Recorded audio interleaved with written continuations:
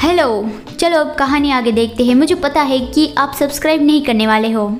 गियोवानी ने फेलिक्स को रिंग दी और वो कहता है कि ये कोई प्रेजेंट नहीं है, ये मेरी फीलिंग्स का फिजिकल आकार है। मैं तुम्हें ये बताना चाहता था कि मैं तुम्हारे लिए क्या फील करता हूँ। फेलिक्स कहता है लेकिन तुम हर वक्त मुझे दिखाते रहते हो कि तुम मेरे लिए क्या फील करते हो। और वो सोचता है कि तुम्हें जब भी मौका मिलता है तुम मुझे प्यार दिखाते हो। मुझे तुमसे बहुत ज़्यादा प्यार फील होता है। ये मुझे बहुत अनरियल लगता है और मैं अकेला ही वो सारा प्यार तुमसे फील करता हूँ। मेरे जैसे के लिए तो इतना ही काफ़ी है। गियोवानी फेलिक्स से कहता है कि फेलिक्स तुम शायद मजाक कर रहे हो। सिर्फ बोलने से कि मैं तुमसे प्यार करता हूँ ये काफ़ी नहीं है, तो इसीलिए ही मैं तुम्हें ये रिंग देकर ये दिखाना चाहता था। फेलिक्स कहता है कि अगर तुम मुझे ऐसे ही इतनी सारी चीज़ें देते रहोगे तो फिर तुम क्या करोगे अगर मैं तुम्हारे प्यार को ग्रांटेड मानने लगूंगा तो। गियोवानी मुस्कुराता हुआ कहता है कि और इसमें गलत बात क्या है। अगर ऐसा होगा तो मुझे लगता है मैं तुम्हारी पूरी लाइफ तुम्हारी अच्छे से केयर करूँगा। और वो फेलिक्स का आंसू वाइप कर देता है। फेलिक्स कहता है कि तुमने अपने लिए रिंग नहीं ली। तो फिर गियोवानी अपनी वाली रिंग दिखाता है कि देखो मेरी वाली यहाँ पे है। फेलिक्स कहता है कि मैं तुम्हें वो पहना देता हूँ और वो गियोवानी की रिंग फिंगर में वो रिंग पहना देता है और वो कहता है कि ये बहुत खूबसूरत रिंग है। तो गियोवानी कहता है कि तुम इसकी तारीफ़ कर सकते हो, आखिर मैंने बहुत ज़्यादा मेहनत करके इसे चुना है। अब तो तुम्हें पता चल गया ना कि मेरी आंखें बेस्ट क्वालिटी के लिए बहुत अच्छी है। फिर फेलिक्स कहता है कि हाँ, लेकिन प्रॉमिस जैसा किया था वैसा ही होगा। हम आज रात अलग अलग रूम में सोने वाले हैं। गियोवानी कहता है कि तुम बिना बात की जिद कर रहे हो, पता है तुम्हें। फेलिक्स कहता है कि वेल मैंने तो तुम्हें पहले ही बता दिया था ना, अगर तुमने मुझे प्रेजेंट दिया तो हमें अलग अलग रूम में सोना है। तो गियोवानी मुंह फुला के उसकी ओर देखता ही रहा।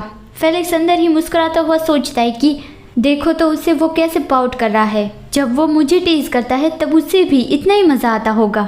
और वो मुस्कुराता हुआ कहता है कि मैं तो मजाक कर रहा था, रिलैक्स। गियोवानी कहता है कि क्या, ओह मैं तो पूरा मर ही गया था।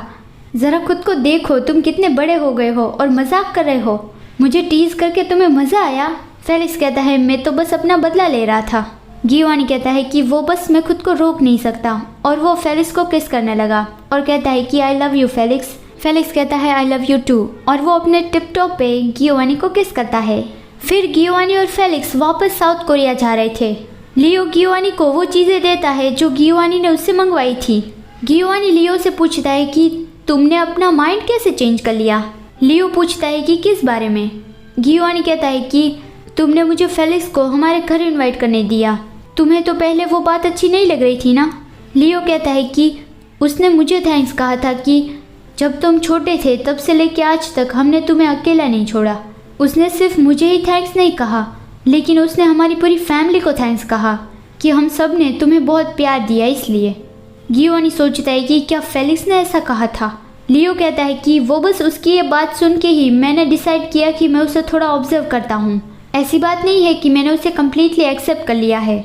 और वहाँ दूसरी ओर नोहा फेलिक्स के जाने पे रो रहा था कि फेलिक्स मैं तुम्हें बहुत ज़्यादा मिस करूँगा, नेक्स्ट टाइम मैं डेफिनेटली तुमसे मिलने आऊँगा। फेलिक्स कहता है कि हाँ किसी भी वक्त वहाँ आ जाना।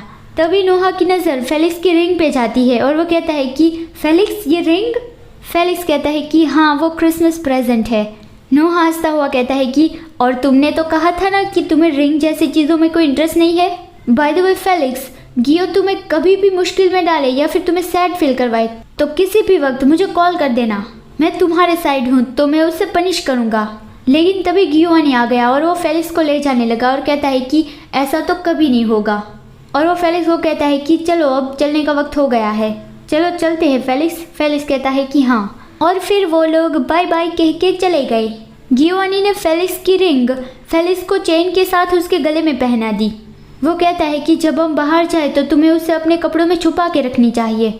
मेरी फैमिली को तो इससे कोई प्रॉब्लम नहीं होगी, लेकिन शायद तुम्हारी मॉम और केटी इस बात को लेकर कुछ और सोचेंगी। इस बारे में उन लोगों से बात करना आसान नहीं है, मैं ये समझ सकता हूँ। तो तुम्हें इस बात को लेकर अंदर ही अंदर परेशान होने की ज़रूरत नहीं है। जब तुम रेडी हो तब तुम अपनी फैमिली को हमारे बारे में बताना। और वो फेलिक्स के हाथ पे किस करता है और कहता है कि जब तुम उनसे बात करोगे तब मैं तुम्हारे साथ चलूँगा। फेलिक्स कहता है कि हाँ थैंक यू। फिर वो लोग कैफ़े में गई। केटी उससे बाहर मिलने आई और कहती है कि चलो अंदर चलते हैं।